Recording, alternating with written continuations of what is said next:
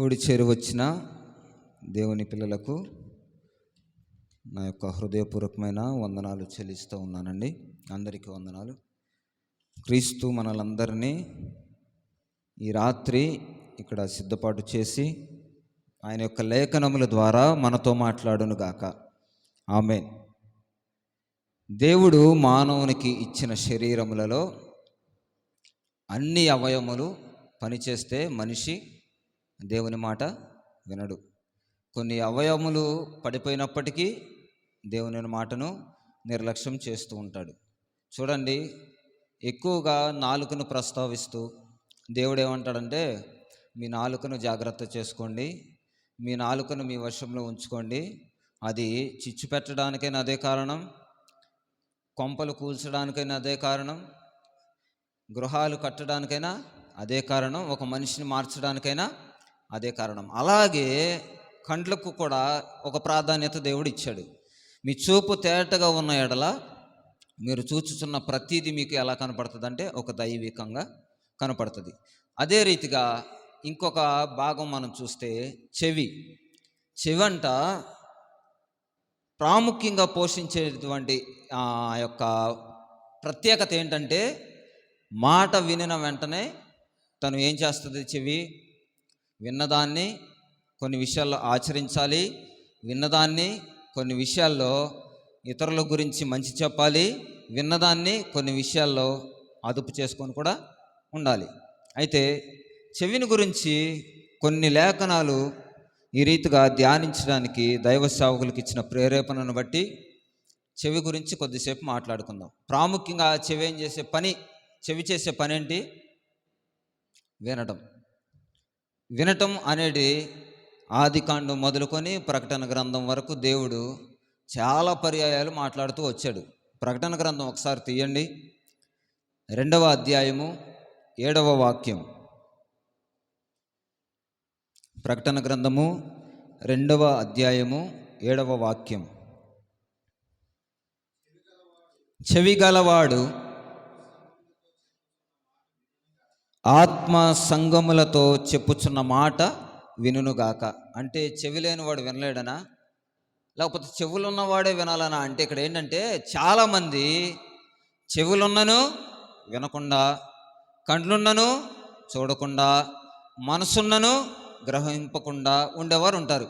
అందుకనే ఇదే మాటను ప్రకటన గ్రంథంలో పద్మాసు ద్వీపంలో నుండి యోహాను భక్తుడు 7 మార్లు రాశాడు.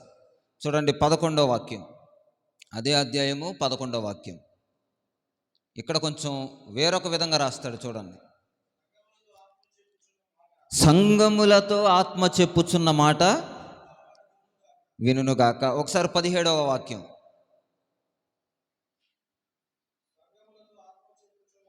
- 29వ వాక్యం.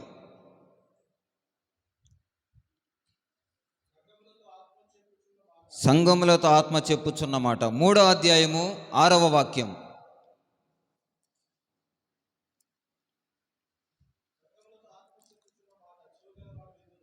3వ అధ్యాయము 13వ వాక్యం.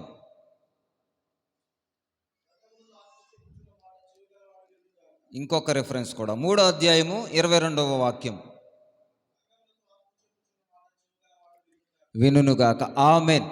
ఇది బైబిల్ గ్రంథం అంతటిలో చివరి పుస్తకం, 66వ పుస్తకం ప్రకటన గ్రంథం. దేవుడు అంటున్నాడు, సంగములతో ఆత్మ చెప్పుచున్న మాట చెవి గలవాడు వినుగాక. చెవులందరికీ ఉన్నాయి, మనుషులు మాట్లాడితే వింటాం. మరి ఆత్మ మాట్లాడుతున్నప్పుడు ఎలా వినాలి? ఆత్మ బోధిస్తున్నప్పుడు ఎలా వినాలి? అంటే చెవులున్న ప్రతి ఒక్కరికి ఆత్మ చెప్పుచున్న మాటలు వినబడతాయా? చెవులున్న ప్రతి ఒక్కరికి దేవుడు మాట్లాడగలనుకున్న మాట ప్రతి ఒక్కటి వినబడుతుందా? వినబడదు.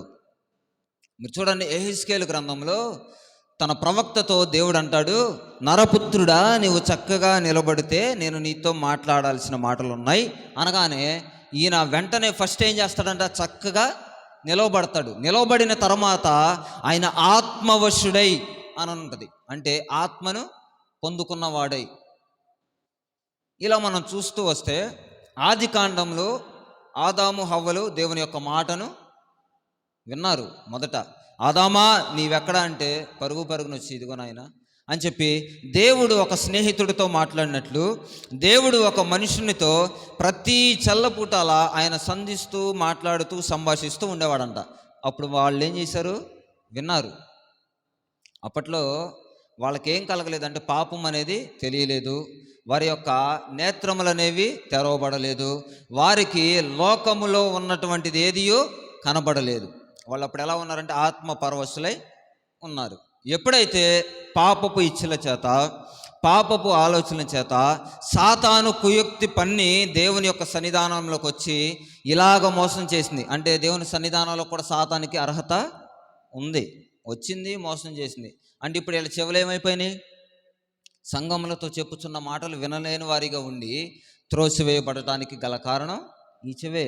అవునా అంది, చెప్పిన మాట వినగానే అవునా అంటే ఏంటంటే, అవునా అన్న మాటలో అర్థం కొంచెం గూఢార్థాన్ని తీసుకుంటే ఓహో నిజమే కాబోలు అంటే అబద్ధం దీనిలో లేదనుకుంటా అని వెంటనే తినిన వెంటనే వీళ్ళ చెవులు, వీళ్ళ దేహము, అందుకే కదా పౌలు మహాభక్తుడు ఇలా అంటాడు, మీ దేహమే దేవుని యొక్క, దాన్ని చెరిపేసుకున్న భాగంలో ఇది కూడా ఒకటి పనిచేసిందనమాట. వాళ్ళు వెంటనే ఏం చేశారనంటే త్రోసివేయబడ్డారు. ఆ తర్వాత తరాలు కొంచెం దగ్గరకు వచ్చిన తర్వాత దేవుడే రాజుగా ఉండి పరిపాలిస్తున్నప్పుడు కూడా మాకు దేవుడు అవసరం లేదు, మాకు రాజు కావాలి అంటే ఇక్కడ కూడా తిరస్కరించారు. ఇక్కడ కూడా దేవుని మాటను పెడచెవిని పెట్టారు. చెవి చేసేటువంటి పని దేవుడు ఎన్నో మార్లు పలికించినా, దేవుడు ఎన్నో మార్లు దేవుని యొక్క లేఖనాలను వినిపించినా మాకు కాదులే, ఇంకా చాలా సమయం ముందులే. చూడండి, నా చిన్నప్పుడు నేను కూడా 1-2 సార్లు అనుకున్నా, మంచి మంచి ప్రసంగాలు విన్నప్పుడు పెద్ద పెద్ద సేవకులు అంటూ ఉంటారు, దేవుని యొక్క రాకడా ఇంకా కొద్ది రోజుల్లో, కొద్ది క్షణాలలో, ఈ గడియలోనే లేకపోతే ఈ క్షణంలోనే రావచ్చు, కాబట్టి ఇదే మంచి అనుకూలమైన సమయం, ఈ దినమే నీకు రక్షణ దినము, కాబట్టి బాప్తిస్మము పొందు, మారు మనసు కలిగి జీవించు అనంటే నేను అనుకున్నవాడిని 2000 సంవత్సరాల క్రితం యేసుప్రభు వారు వచ్చి వెళ్ళిపోతే ఇప్పటికి రాకడ వస్తుందని 2000 సంవత్సరాల నుంచి అపోస్తులు బోధిస్తూ వస్తే ఇదే మాటను సేవకులు పట్టుకొని వచ్చి చెప్తూ ఉంటే ఇంకా రాలేదుగా రాకడే. అంటే రాకడ గురించిన సరి అయినటువంటి సూచనలు కూడా మనకి తెలియదు, కానీ రాకడ రాలేదని మాత్రం మాట్లాడతాం. అందుకే దేవుడు అంటున్నాడు, మీరు మాటను విననొల్లకపోతిరి. చూడండి, ఆయన ద్వితీయోపదేశకాండం 32వ అధ్యాయము 11వ వాక్యం, ఆయన చేసిన కార్యములు 32వ అధ్యాయము 11వ వచనం. పక్షిరాజు తన గూడు రేపి తన పిల్లలపైన అల్లాడుచు రెక్కలు చాపుకొని వాటిని పట్టుకొని మోయునట్లు యెహోవా వారిని నడిపించు. చాలు, పక్షిరాజును పోల్చి ఎందుకు దేవుడు మాట్లాడాడనంటే రెక్కలు చాపటమే కాదు, సురక్షితంగా నడిపించడమే కాదు, రెక్కల మీద కూడా మోసుకొని వెళ్ళాడంట దేవుడు. అయినా యెహోవా మాటను వీరు విననొల్లకపోయారు. యెహోవా నడిపించినటువంటిది ఆ యొక్క ఐగుప్తు దేశం నుంచి ఈ కనాను దేశం వరకు వస్తున్నప్పటికీ వీళ్ళు దేవుని మాటను వినక, ఈ సందర్భం చాలా మార్లు నేను చెప్తూ వచ్చాను. పౌలు మహాభక్తుడు 1 కొరింథీ పత్రిక 10వ అధ్యాయంలో 1వ వచనం నుంచి మాట్లాడుతూ వచ్చాడు, ఈ యొక్క సంగతులన్నీ మీకు తెలియకుండా నాకు ఇష్టం లేదు, నేను మరలా గుర్తు చేస్తున్నాను. ఎందుకయ్యా అనంటే మన పితరులు వారు నడిచి వచ్చిన దాన్ని విడిచిపెట్టారు, మన పితరులు తిన్నదాన్ని మర్చిపోయారు, మన పితరులు మేఘస్తంభం కింద నడిచి వచ్చారు, మన పితరులు ఒకే సముద్రంలో బాప్తిసం పొందారు, మన పితరులు మారాను మధురంగా మార్చిన దేవుని చూశారు, మన పితరులు ఒకే బండలోని నీరు త్రాగారు. అయినా అనేకులు దేవునికి వ్యతిరేకముగా ఉన్నారు కనుక వారందరూ అరణ్యములో సంహరింపబడిరి. అంటే ఎవరు చంపేశారు? దేవుడే వారిని. అంటే దేవుని మాట వినకపోతే చంపేస్తాడా అంటే, వారిని ఎన్ని మార్లు హెచ్చరించినను దేవునికి హేయమైన కార్యములు చేసినందువలన. అంటే వీళ్ళు తెలియక చేయడం కాదు. మీరు చూడండి, యాకోబుకి తన మామ అయిన లాబాను ఇంటికి వెళ్ళకముందు దేవుడు ఎవరో తెలుసు. ఎందుకంటే ఇస్సాకు భక్తిపరుడు, ఇస్సాకు త్రవ్వించినటువంటి బావులన్నీ తమ యొక్క శత్రువులు వచ్చి పూడ్చేస్తున్న దేవుడు మరలా త్రవ్వడానికి నూతనమైన బావులను దేవుడు ఇస్తూ వచ్చాడు. యాకోబుకి దేవుడు తెలిసిన, యాకోబుకి దేవుని యొక్క ఆ యొక్క విలువలు తెలిసిన భయము మాత్రం అస్సలు లేదు. ఎక్కడికి వెళ్ళిపోయాడు? తన మామ ఇంటికి వెళ్ళిపోయి సంపదనంతటిని సమకూర్చుకొని అన్నిటిని సిద్ధపరచుకొని మందతో సహా బిడ్డలతో సహా అన్నిటినీ దాన్ని ఏమంటారంటే తన ఆస్తిని పెట్టుకొని వస్తూ ఉండగా ఏం చేశారనంటే, మీ అన్న నిన్ను చంపడానికి వస్తున్నాడు అని తెలియగానే ఏం చేశాడు? ఒరే ఆడు రాకముందే మీరేం చేయాలా, ఆస్తిలో భాగాన్ని తీసుకుని వెళ్ళి మా అన్నకి ఇచ్చేయండి అనంటే ఇచ్చేసాడు. ఎవరికి భయపడ్డాడు? తన అన్న చంపేస్తాడేమోనని అన్నకు భయపడ్డాడు. అసలు దేవునికి మాత్రం అస్సలు భయపడలా. అన్న చంపేస్తాడేమోనని ఇచ్చాడే కానీ దేవుని మాటను విననొల్లని వాడయ్యాడు. అప్పుడు ఆ రాత్రి ఇంకెక్కడుంది, నాకు ప్రాణభయం, చచ్చిపోతానేమోనని అప్పుడు దేవుని సన్నిధానానికి వచ్చి ఆడెవడో చంపేస్తాడని పాదాలు పట్టుకున్నాడు, కానీ అతను ఎవరో చంపేస్తాడని మొరపెడుతున్నాడు. కానీ ఎప్పుడైతే దర్శనాన్ని చూశాడో, ఆకాశమునకు భూమికి నిచ్చెన వేయబడటం చూశాడో, ఆ రాత్రి తీర్మానం చేసుకున్నాడు, ఇది దేవుని యొక్క సన్నిధి. సన్నిధి అంటే ఏంటి? భయం ఉండిద్ది. సన్నిధి అంటే ఏంటి? క్రమం ఉంటుంది. సన్నిధి అంటే ఏంటి? వ్యక్తిగతంగా తన పర్సనల్గా ఏదైతే ప్రార్థన చేయాలో అన్నీ రాత్రి సామూహికంగా కూడి మనం అనేక విషయాల గురించి ప్రార్థన చేసాం. ఉపవసించి పర్సనల్గా ప్రార్థన చేయమని దేవుడు చెప్పాడు లేదా? మీరు ఉపవాసం ఉన్నప్పుడు మీ రహస్యమందు దేవుడు మిమ్మల్ని చూస్తున్నాడు కనుక మీరేం చేయాలంటే, ఉపవసిస్తున్నట్లు పక్కవాడికి కూడా తెలియకుండానట్లుగా చూచేటువంటి దేవునికి మీరు ప్రార్థన చేయాలి అని చెప్పాడు. అంటే పర్సనల్గా యాకోబు ఎప్పుడు ప్రార్థన చేయాలా? సామూహికంగా కూడా ఉంటాడు. పర్సనల్గా ఎప్పుడు మనం ప్రార్థన చేయం. నలుగురిలో దీర్ఘ ప్రార్థన చేస్తాం, ఎంతసేపు అయినా చేస్తాం. నడిపింపు వచ్చిందయ్యా అంటాం, మంచిదే. అయితే వ్యక్తిగతంగా మనం ఎంత ప్రార్థన చేయగలుగుతున్నాం, దేవుని మాటను వినగలుగుతున్నాం? ఏది ఏమైనప్పటికీ ఆకాశము భూమి అని దేవుడు వాటికి చెప్తూ ఉన్నాడు. ఏమన్నానంటే, ఆకాశానికి భూమికి చెవులు ఉంటాయా? దేవుడు ఇచ్చాడంట. చూడండి, కింద మాట చదవండి, 32వ అధ్యాయం 5వ వాక్యం. త్వరగా చెరుపుకొనిరి. చాలు, ఈ మాట చూడండి. తమ్మును వారు చెరిపేసుకున్నారు. దేవుని సన్నిధానంలో ఉండకుండా, దేవుని యొక్క విలువలను తెలుసుకొనకుండా, దేవుడు నడిపించిన విధానాన్ని మరచి వారి చెవులు మందగిల్లి ఇప్పుడు వారు ఏం చేసుకున్నారంటే వారిని వారే చెరుపుకున్నారు. అందుకే సమూయేలు గ్రంథంలో ఈ మాట ఉంటుంది, 8వ అధ్యాయం 19వ వాక్యం. ఇంటికి వెళ్ళిన తర్వాత చూడండి మీరు, ఇశ్రాయేలీయులందరూ సమూయేలు మాట వినలేదంట. చూడండి అక్కడ, వారు చెవిన పెట్టనొల్లగా చనిపోయారు, చాలామంది రోగిష్లయ్యారు, చాలామంది బలహీనలయ్యారు, చాలామంది కామోద్రేకం కలిగిన వారు అయ్యారు, చాలామంది వ్యభిచారులు అయిపోయారు. ఇలా చూసుకుంటూ వస్తే సొదొమ గుమర పట్టణం చాలా చెడిపోయినటువంటి పరిస్థితుల్లోకి వెళ్ళిపోయింది. వారితో కూడా ఇశ్రాయేలీయులు ఏం చేశారు? కుమ్మక్కైపోయారు అనమాట.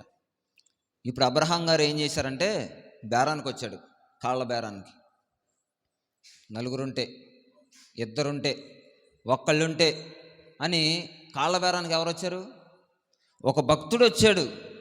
బాధపడుతున్న ప్రజల కోసం ప్రతి క్షణం ఒక ప్రవక్త రావడం, ప్రతి క్షణం ఒక న్యాయాధిపతి రావడం, ప్రతిసారి ఎవరో ఒక సేవకులు రావడం, హెచ్చరించడం, ప్రార్థించడం, వారి కొరకు ఎలుగెత్తి ఉపవాసాలు ఉండటం, ఎన్ని చేస్తున్నప్పటికీ ప్రజల మాట వినక ప్రకటన గ్రంథం వరకు వచ్చినా దేవుడు అన్నాడు, చెవిగలవాడు ఆత్మ సంగములతో చెప్పుచున్న మాటలు వినుగాక. అంటే ఇప్పుడైనా వినండని, ఇప్పుడైనా దేవుని యొక్క మాటను చెవిన పెట్టండి అని. ఒక 2 విషయాలు చూసి మనం ముగించేసుకుందాం. మార్కు సువార్త 9వ అధ్యాయము 25వ వాక్యం.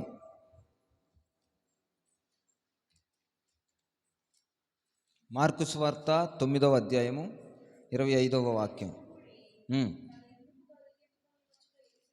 చూచి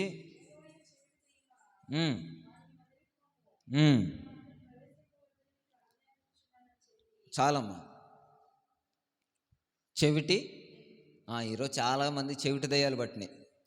దేవుని యొక్క లేఖనాలు మాత్రమే వినబడవు, దేవుని యొక్క వాక్యం మాత్రమే వినబడదు. ఏదన్నా పాస్టర్ గారు ఒక జోక్ వేస్తే, ఏదన్నా ఒక పాస్టర్ గారు ఒక ఉపమాన రీతిగా కొంచెం ప్రజలు ఇసురుకుంటున్నారు గాలాడక అని ఏదన్నా ఒక మాట చెప్తే దాన్ని గుర్తుపెట్టుకుంటారు, కానీ ముందు చెప్పిన వాక్యం దాని తర్వాత హెచ్చరించిన వాక్యం, ఆల్టర్ కాల్ ఇచ్చింది. ఏది ప్రజలకి ఈ రోజున గుర్తున్నట్ల ఏం దెయ్యాలు బట్టినాయి అంట?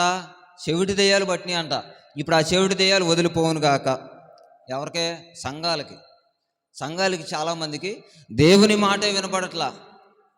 చూడండి, చాలా మార్లు యేసుక్రీస్తు ప్రభువారిని మన ముందు ఎవరైనా తిడితే మనం వాళ్ళకి ఏమన్నా సమాధానం చెప్పగలుగుతున్నామా? అదే మనల్ని తిట్టినండి, మనల్ని ఒక మాట అనివ్వండి, డైరెక్ట్గా కాదు ఇండైరెక్ట్గా అన్నా కానీ, అసలు నేను ఎప్పుడన్నా ఆ అమ్మాయిని కదిలించానా, నేను ఆ అబ్బాయిని కదిలించానా, నా గురించి ఎందుకు అనాలి? దీనికి పెద్ద పంచాయితీ. అంటే దేవుని అన్నా కానీ పని లేదు, కానీ మనల్ని అంటే మాత్రం ఊరుకునేదే లేదు. అది చూడండి, మీరు అపోస్తల కార్యాల్లోకి వెళ్తే దేవుని గురించిన మాటలు మాట్లాడుతుంటే ఒక ప్రవక్త హెచ్చరించాడు. ఆయన పేరే స్టెఫెన్.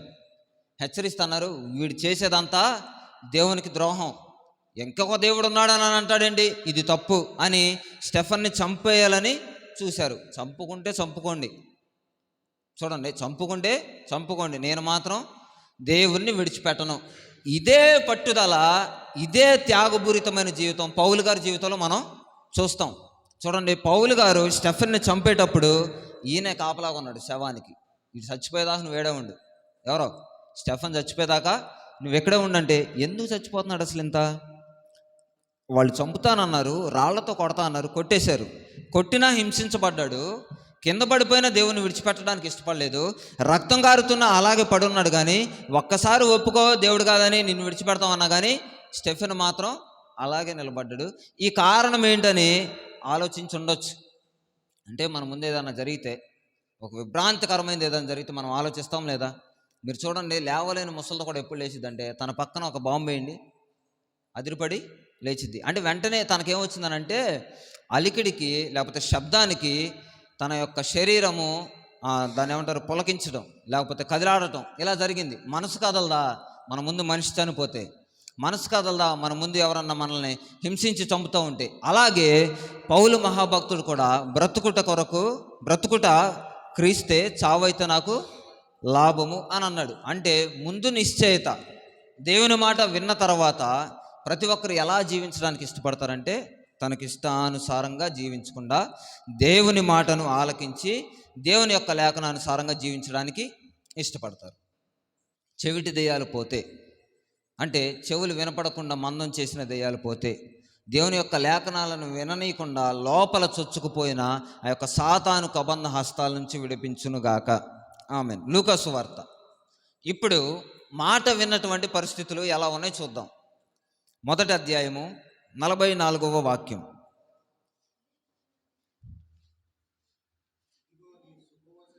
శుభవచనము, అది మెయిన్ పాయింట్. నా చెవిన పడగానే నా గర్భములోని శిశువు ఆనందముతో గంతులు వేసును. ఎవరితో సంభాషించుకుంటున్నారు? మరియా, ఎలిజబెత్.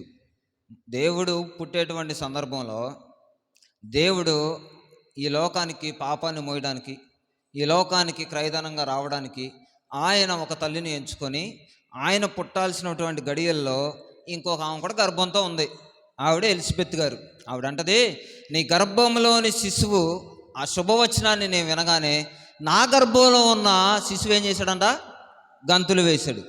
అంటే దేవుని యొక్క రాకడ లేకపోతే దేవుని యొక్క పుట్టుక బిడ్డలో, దాన్ని ఏమంటారు, గర్భంలో ఉన్న శిశువు కూడా ఆనందాన్ని కలిగించింది. ఆయన పుట్టాడు, మరణించాడు, తిరిగి లేచాడు, పునరుద్ధానం చెంది మరలా రాజులకు రాజుగా, ప్రభువులకు ప్రభువుగా ఆయన మరలా తిరిగి రానయ్యున్నాడు అని తెలిసి కూడా మనకు మాత్రం ఏం లేదు, ఆనందం లేదు. శిశువు గంతులేస్తాడండి.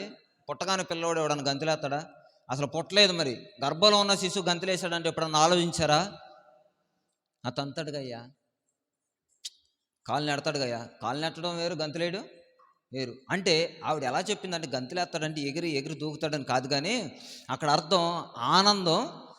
దేవుని యొక్క శుభవచనాన్ని తెలుసుకోగానే తన చెవిన పడగానే, అంటే దేవుని గురించిన వార్త, దేవుని గురించిన ఆ యొక్క మాట మన చెవిన పడగానే మన ఆనందం ఎప్పుడన్నా, లేకపోతే మన మనసు ఎప్పుడన్నా సంతోషంతో మనం ఎప్పుడన్నా ఆనందభరితులమై ఉన్నామంటే ఎప్పుడు లేదు. మీరు చూడండి, సాక్ష్యం చెప్పిన ప్రతిసారి ఎడుతారు కొంతమంది. అదేంటి? ఆనంద బాష్పాలని చెప్తారు, అవునా కదా? దేవుడు చేసిన మేలు నాకు ఆనందంగా కలిగించాయి కాబట్టి నేను ఏడుస్తున్నానంటారు. అది బాధతో వచ్చే ఏడుపు కాదు.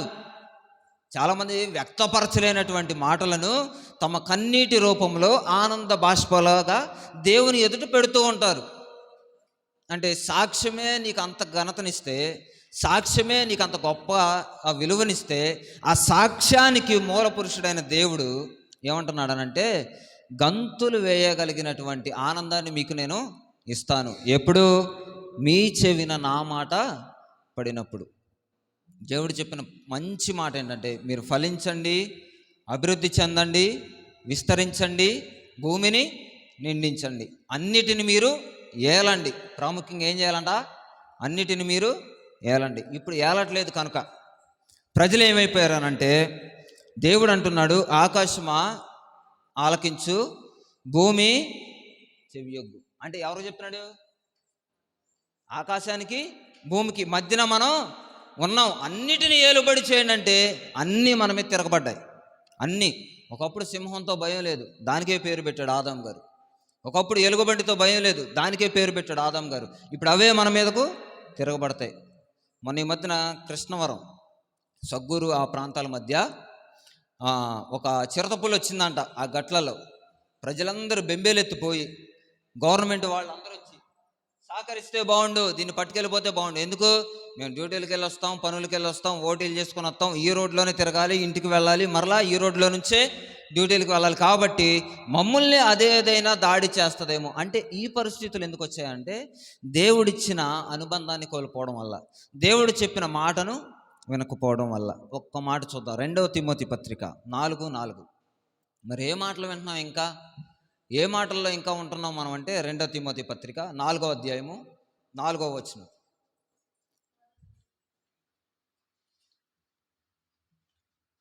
నేనేది నాకు దొరకలేదా? చెవినీయక కల్పన కథల వైపు తిరుగు కాలము వచ్చును. అంటే సత్యమునకు చెవినీయక. సత్యం ఎవరు? నేనే మార్గమును, నేనే సత్యమును, నేనే జీవమును. అంటే ఎలా నమ్మాలయ్యా? యోహాను సువార్త 1వ అధ్యాయం 1వ వాక్యం, ఆదియును అంతమును నేనే. ఎందుకంటే దేవునిగా ఉన్నది నేనే, దేవుని వాక్యమై ఉన్నది నేనే.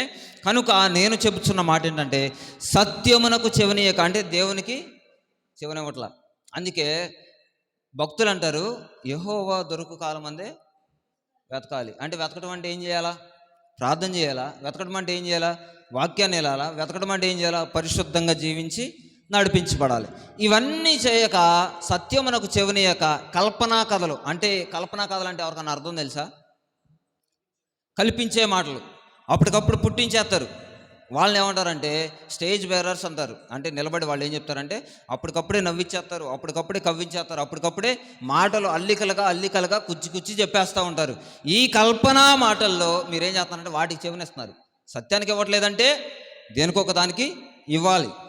సత్యానికి చెవి ఒగ్గట్లేదంటే ఏదో ఒక మాట మీ చెవిన పడి ఉండాలి. మీరు చూడండి, సత్యము చెబుతున్నప్పుడు ఒక ఆమె హృదయం తెరవబడిందంట. హల్లెలూయా! ఎవరిది?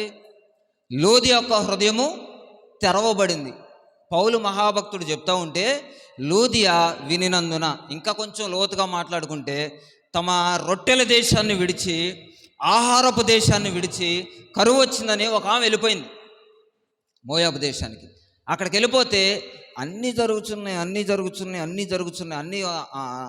సమృద్ధిగా ఉంటుందని వెళ్ళిపోయిన ఆవిడ ఏం చేసిందంటే భర్తను కోల్పోయింది, బిడ్డలను కోల్పోయింది, 2 కోడళ్ళను విధవరాండ్రగా చూడాల్సినటువంటి పరిస్థితి వచ్చింది. ఎంత శ్రమో చూడండి, ఎంత శ్రమో. వీళ్ళందరూ చనిపోయినప్పటికీ భక్తిని విడిచిపెట్టింది, దేవుని మాటను మర్చిపోయింది.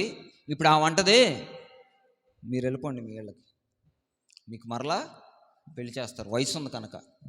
నేను వృద్ధాప్యం వచ్చింది, మరలా కుమారులను నేను కనలేను, నా వల్ల మీకు ఎటువంటి ప్రయోజనం లేదంటే ఒక ఆమె వెంబడించింది, ఒక ఆవిడ వెళ్ళిపోయింది. అయినప్పటికీ మరలా నయోమి ఏం చేసిందనంటే దేవుని యొక్క మాటలను చెవిన పెట్టుకొని, అక్కడ 1వ అధ్యాయంలో 7-8 వచనాల్లో ఉంటుంది, ఆయన యొక్క కార్యాలు మరలా గుర్తు చేసుకుందంట.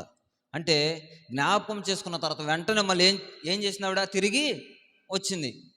మీరు చూడండి, ఇంకొక ఆవిడ రాహాబ్ అనే వేశ్య కూడా అంటది, మీ ఇశ్రాయేలీలు ప్రజలను దేవుడు నడిపించాడన్న వార్తను మేము విన్నాను.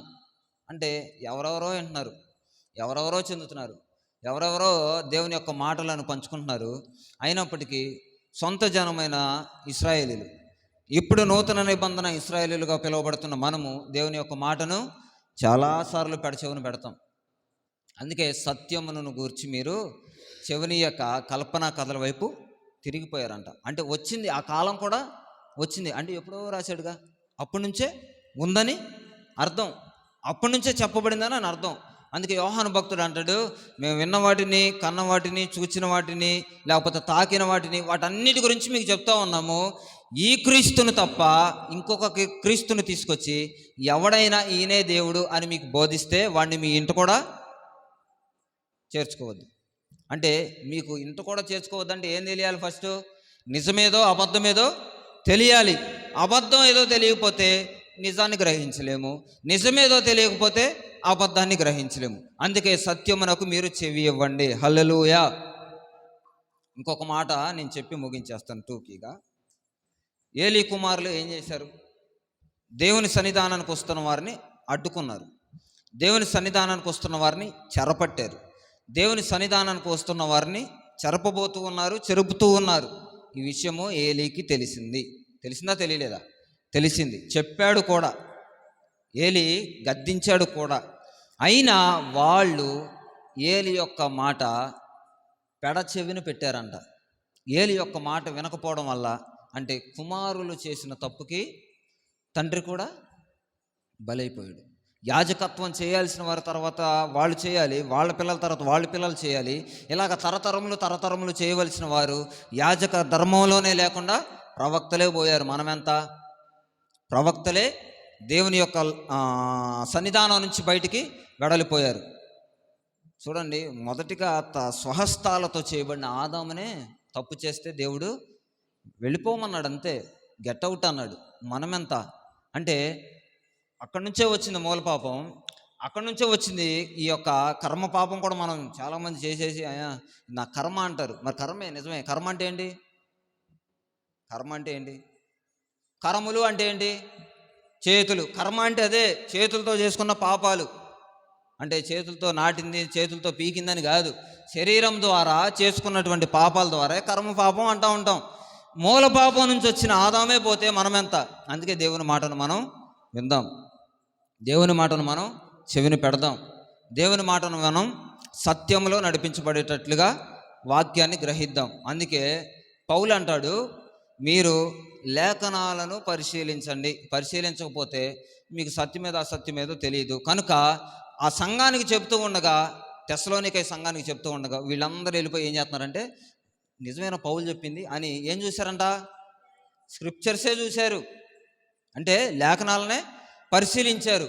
అదే లేఖనాలను మనం చెప్తూ ఉన్నాం కదా అని నేను చెప్పిన, ఇక్కడ నిలబడి ఎవరు చెప్పిన సత్యాన్ని మాత్రమే మనం గ్రహించుదుము గాక. ఆమేన్. ఈ చిన్న వాక్యాన్ని దేవుడు మన వినికిడిలో స్థిరపరచును గాక. కళ్ళు మూసుకోండి, చిన్న ప్రార్థన చేసుకొని ఈ యొక్క కూడికను మనం ముగించుకుందాం. మా దేవా, మా ప్రభువా, ఈ రాత్రి నాయన నీ చిత్తంలో ఉన్నవారిని మీరు నడిపించిన విధానాన్ని బట్టి మీకు స్తోత్రాలు. దేవుని మాటను వెనక ఎన్నో మార్లు ప్రభువా నిన్ను త్రోసివేశాము, నిన్ను ప్రభువా సిలువకు అప్పగిస్తూనే వచ్చాము. ఎన్నో మార్లు నాయన మీరు హెచ్చరిస్తున్నా మా పితరులు వెనక ప్రభువా ఎన్నో శాపభరితమైన వాటికి, ఎన్నో నాయన చెరలకు అప్పగించబడుతూ వచ్చారు. మీరు మరోసారి ఈ రాత్రి మాతో మాట్లాడారు. సంఘముతో చెప్పబడుచున్న మాట చెవిగలవాడు వినును గాకని మీరు మాతో మాట్లాడిన విధానాన్ని బట్టి మీకు స్తోత్రాలు. మీరు మమ్మల్ని ప్రభువా పక్షి రాజు వలెనైనా రెక్కల మీద మోస్తూ, నీ రెక్కలను చాపుచూ ప్రభువా మమ్మల్ని సురక్షితంగా నడిపిస్తూ, ఎక్కడ ఎటువంటి అపాయము కలగకుండా మా పాదములకు ఎక్కడ ప్రభువా ఎటువంటి ముళ్ళు గుచ్చకుండా, రాయి తగలకుండా మీరు కాపాడుతూ భద్రపరుస్తూ వస్తూనే ఉన్నారు. అయినప్పటికీ మేము వెనక ప్రభువా నిన్ను విసిగిస్తూ, నిన్ను ఆయాసకరముగా చేస్తూ, మేము చేస్తున్న పనులు మీకు హేయములైనప్పటికీ మీ కరములను చాచి మరో మారు పిలుస్తున్న విధానాన్ని బట్టి మీకు స్తోత్రాలు. దావీదు పాపము చేసినప్పటికీ పశ్చాత్తాప హృదయుడై, నాయనా నా ప్రార్థనను ఆలకించు, నా ప్రార్థన మీద నీ చెవియొగ్గు అని ఎలాగైతే ప్రార్థించాడో, ఈ రాత్రి ఏ విషయంలో మేము దూరం అయిపోయామో, నీ మాటను ఎక్కడ వినకుండా మేము జారిపోతున్నామో మమ్మల్ని క్షమించండి నాయన. మాకు మాదిరిగా ఒక రాజును మీరుంచి ఎలా ప్రార్థన చేయాలో, ఎలా నైనా నీ ఎదుట గోజాడుకోవాలో మీరు చెప్పిన లేఖనాలను బట్టి మీకు స్తోత్రాలు. ఇంకనూ ప్రభువా, మాకు కావలసిన ఆత్మీయ ఆహారాన్ని మీరు అందింపచేయండి. చెవి ద్వారా ప్రభువా మేము ఏమైతే నేర్చుకోవాలో, చెవి ద్వారా నాయనా వినగలిగినటువంటి హృదయాలను మేము కలిగి ఉండాలని మీరు మాట్లాడినటువంటి మాటలను బట్టి మీకు స్తోత్రాలు. నిలబడిన నీ సేవకుడిని ఇప్పటి వరకు మీరు వాడుకున్న విధానాన్ని బట్టి మీకు స్తోత్రాలు నాయన. ఇంకనూ ప్రభువా, మీరు మానవ స్వరాన్ని మరుగుపరచండి, దైవికమైన మాటల చేత మీరు మాట్లాడండి.